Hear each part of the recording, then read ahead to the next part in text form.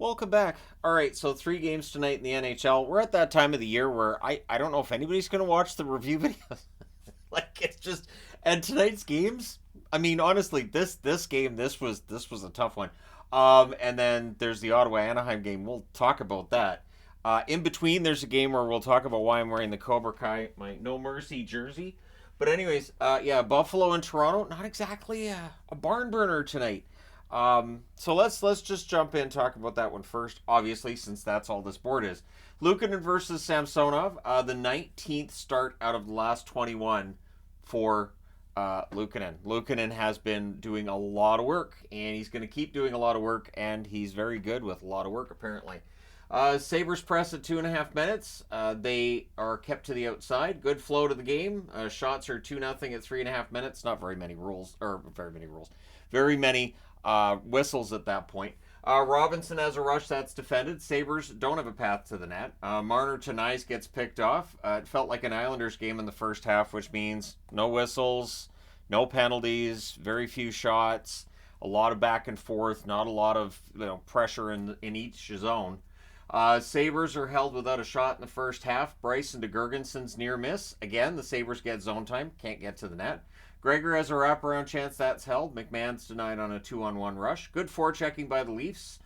They press with 7 minutes left. The shots are 6-0 with 6.5 minutes left. Gergensen then fires one wide as the Sabres finally get some pressure. Next chance for Gergensen's. That's saved. Sabres press draws a power play. Tuck has a net feed. That's held. There's a shorthanded rush by Kampf. The Sabres cycle. That's killed off. The Leafs had the first 6 shots of the period. They didn't have a shot for the rest of the way. Buffalo had all of the rest of the shots. There was a review to see if a Sabres chance had crossed the line, but it didn't, so they keep playing. There's a press by Buffalo in the final minute, but yeah, it's 0-0 after one. Second period, early edge for the Sabres, but at 2:29 it is the Leafs scoring first. Nylander buries one from the slot after a failed clear by Buffalo. Domi and Bertuzzi with the assist there. Sabres look to respond. McMahon has a slot shot that flecks out. Shots with 3-2 for the Leafs. 4.5 minutes in. Leafs press at 5 minutes. Luukkonen holding on. More Leafs pressure at 5 minutes. And then at 6.5 minutes, on a rush, Olofsson wires one far corner. Gergensen's with the assist. Then there's a near miss for Tavares, so Toronto tries to answer after Buffalo's tied the game at 1. We get a power play for the Leafs. There's a shorthanded 2-on-1. Samsonov saves there. Nylander has a shot that's blocked. It's cleared. Power play's killed off without a single shot actually hitting the net. Sabres press at the half. They end up drawing themselves a power play. There's a shorthanded rush by Kampf, who had a very good night on the penalty kill. The Leafs clear it again. There's a shorthanded Nylander net drive. That saved. Power play's killed off. One shot. Marner then has a screenshot that's fired wide. Sabres doing a good job of getting traffic to the net at this stage of the game. Sabres press with 2 minutes left, and then the Leafs get some pressure to close it out. It's 1-1 after 2. Third period, early edge for the Sabres. Yet again, there's a stretch pass to Nylander, near miss there. Leafs press, the Sabres block, they clear. Stretch pass to McMahon gets blocked. The shots are 2-0 for the Sabres at 7 minutes. It doesn't stay that way. Matthews has a net drive that's held. The Leafs press at 9 minutes. Dahlin blocks and clears. The Leafs are building some momentum. Dahlin has a shot that's saved. Greenway has a rebound that goes to the net. And then with 8 minutes left, the shots are 8-1 for Toronto. Notice they were 2-0 for the Sabres. They took a shot away from the Sabres in the meantime. Gregor's denied as the Leafs press. More Leafs pressure with 4.5 minutes left. The Sabres get stuck on one shot. And I put pending shot audit, meaning you never know with the shots when they're going to start going. Like, it's fun. If you want to have a fun game and the game you're watching isn't fun to watch, look at the shots. If you're watching one where they show the shots all the time, they rise and drop constantly. So anyways, even though the play's at center ice. So Nyes has a slot shot that's saved. The Sabres clear. Tuck has a rush chance that's saved. Dahlin's denied in the final minute. We're going to overtime. In the overtime, teams trade turnovers. Matthews has a net drive that kind of fizzles out. The Leafs have a 2-on-1 that misfires, but they set up. Riley gets denied and then hits the side of the net on a rebound. Peterka has a rush chance that deflects out. Dahlin has a slot shot that's saved. Leafs take over. Tage Thompson's then denied. Samsonov holds there. And then at 4 minutes and 20 seconds, I know, 4:20, Matthews scores from Marner and Riley. It's a tic-tac-toe play. He buries it from the slot. The Leafs win 2-1 in overtime. They go to 36-18-8 with the victory. With the overtime loss, Buffalo 29-29-5. Shots on net 10-6 Buffalo in the first, 9 apiece in the second, 10-3 Toronto in the third. Both teams had 2 shots in the overtime. Toronto, a shot that matters. Final shots 27-24 Toronto. Power plays Buffalo 0 for 2. Toronto 0 for 1. The hits 47-41 Toronto. It felt like a playoff game. Luukkonen saves 25 out of 27 and Samsonov saves 23 out of 24. All right, so now I need to change boards. Again, I don't know how many people are going to watch this. I'll go ahead and change boards during the video. Because why not? I need to pause. All right, let's do this. All right, so Detroit and Colorado. And the reason why I'm wearing a Cobra Kai jersey. So it's Lion versus Georgiev. Lots of Wings fans in attendance. I think they overpaid for their tickets, to be honest. McKinnon has a net drive that saved it. Didn't look like it early, though, did it? At 1:06, the Wings go to the power play, which led to a bunch of cheers. Got to be awkward, right? DeBrincat fires a one-timer wide. Raymond misses the net. They cycle. And Fabry, he scores from DeBrincat and Gostisbehere at 1:48. It is the first shot on net. He taps it in. And so on the power play, Detroit's made it 1-0. Then there's Rantanen to Lehkonen near miss. The Wings press at 5 minutes, but the puck goes the other way, and after a McKinnon rush at 5:15, Makar scores from Taves and McKinnon. So he wired that one. That was only the third shot on net for Colorado, and we knew this was going to be a high-scoring game at that stage. The Avs look to take the lead. Gostisbehere prevents an Avs goal and clears it out. Shots are 6-2 Colorado at 7 minutes. Keep that shot rate in mind. Near miss for Lehkonen. Rantanen nearly scores. Things get pushed in a hole by Georgiev. And then at 13:30, Perron buries a loose puck in close. Kopp and Mata with the assists. So it's 2-1 in favor of the Detroit Red Wings. The Wings press for another. Lots of rebounds being given up at that point by Georgiev. But with 2:59 left, the Wings guilty of a delay game. And so Colorado makes them pay. It's McKinnon on a one-timer. Rantanen and Makar with the assists at 17:07. It's a one-timer from the right circle. And then with 1:42 left, the Wings draw a power play. Fabry's denied. Georgiev holds. Power play rolls over into the second period. The Avs finish the kill. Mata has a shot that's kicked aside as the Wings press. McKinnon's denied on a net drive. And then Rantanen has a blast that's saved and held. There's some pushing after that. We get a power play for the Avs. Rantanen has a wrist shot that's held. Power play's killed off. Shots are 9-2 for the Avs at 6.5 minutes. The Avs press at 7 minutes. There's near misses. And then at 8:49, Lehkonen buries one in close from Rantanen and McKinnon. That was their 29th shot of the game, and we're 28 minutes and 49 seconds in. So it's more than a shot per minute for the Colorado Avalanche. And I mean, every hockey fan knows that's not something that's going to work. Lalonde has some stuff to talk to his players about coming out of this one. We get a power play for Detroit, but this is the turning point. So Mata draws a power play, and Wood, who was guilty of the penalty, goads him into a roughing call. And so it becomes 4-on-4 rather than the Red Wings having the power play. And honestly, that works out really well for Colorado. So crossbar for Petrie, the Wings press. Things get punchy with 6:04 left. There were so many calls coming out of that too. And then Makar backhands one from in close. Rantanen and McKinnon with the assists at 16:12. So for Mikhail Makar, that is his second goal and third point of the game. The Avs look to add another with 1:07 left. They get a power play and they score on it. It is Makar. So here come the hats. Hat trick for Cale Makar. He scores from Rantanen and McKinnon.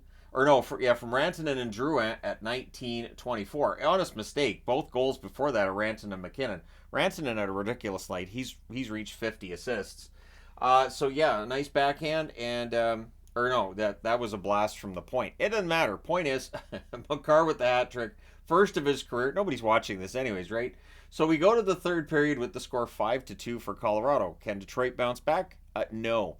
So Reimer was in because it's a mercy pull. I would not put this on Lyon at all. He faced 40 shots in 40 minutes. That's a mercy pull if I've ever seen one. So the Avs start where they left off. They end up getting a power play, and it's a 4-minute power play. McKinnon's denied. Reimer holds. They killed that off. So Detroit kills off the double minor. Parise gets shaken up in a collision with Ross Colton. He exits just briefly. He would come back in. Shots are 6-2 for the Avs at 6.5 minutes, and at 7:12 on a rush, Drouin wires one. Colton and Manson with the assist. So Drouin with a goal and an assist in this game by my count. Fisher's denied. Georgiev holds. The Avs get a power play. That's killed off. And then Foodie, with his first National Hockey League goal, he scores from Kiviranta, burying a rebound at 15:25 to make your final score 7-2. Colorado goes to 39-20-5 with the victory. Detroit 33-23-6 with the loss tonight, and they lose 2 points on Toronto as well. Shots on net 16-15 Colorado in the first, 24-6 Colorado in the second, and 14-8 Colorado in the third. I guess they took their foot off the gas in the third. Final shots 54-29 for the Avalanche. Power plays 1 for 2 for Detroit, 2 for 6 for Colorado. Hits 26-11 for Detroit. Colorado only had 11 hits because they always had the puck. Lyon with 35 saves on 40 shots. Reimer with 12 saves on 14 shots. And Georgiev, a bit shaky in the first at times, but he saves 27 out of 29. So shaky or not, he gets it done.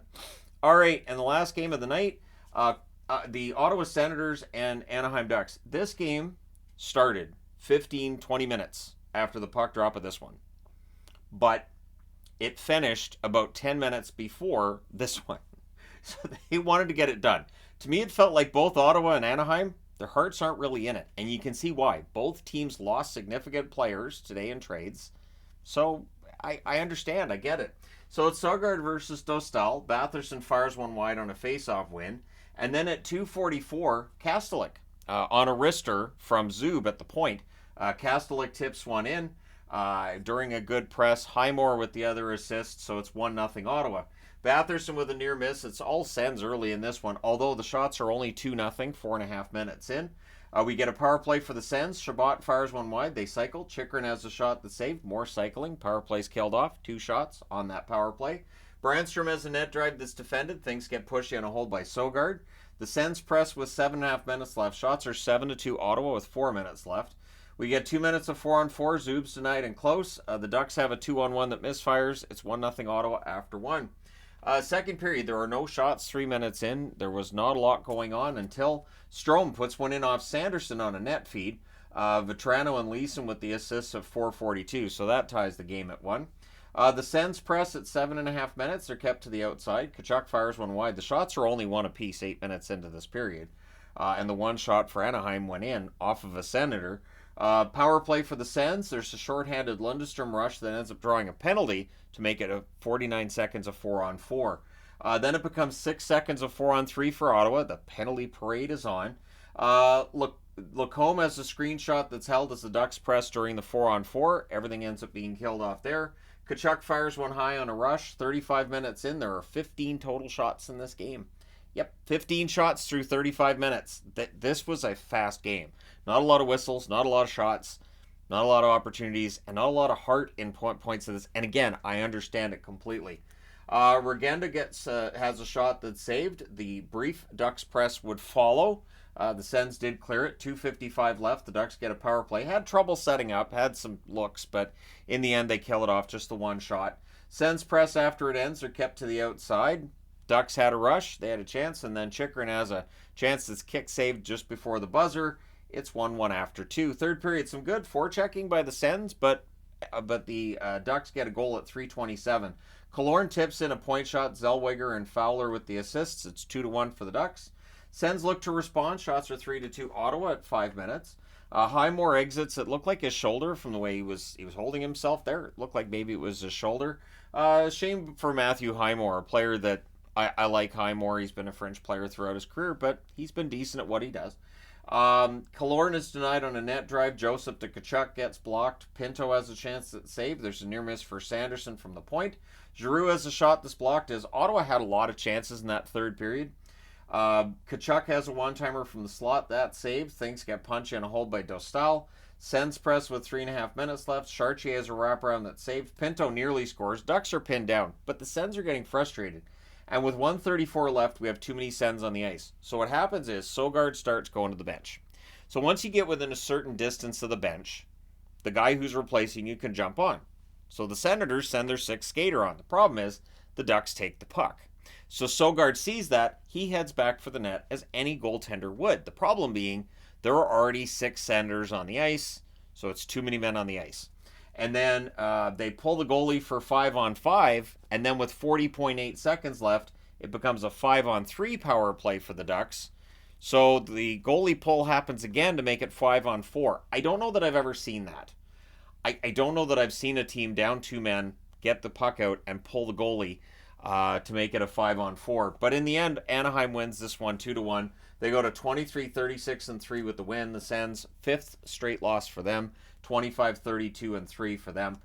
Shots on net, 8-3 Ottawa in the first, 8-4 Anaheim in the second, 18-5 for Ottawa in the third. Final shots, 30-16 for the Sens. Both teams go 0-for-3 on the power play. Hits were 33-13 for Anaheim. Sogard saves 14 out of 16. Dostal saves 29 out of 30. That Dostal is becoming a pretty darn good goaltender this season.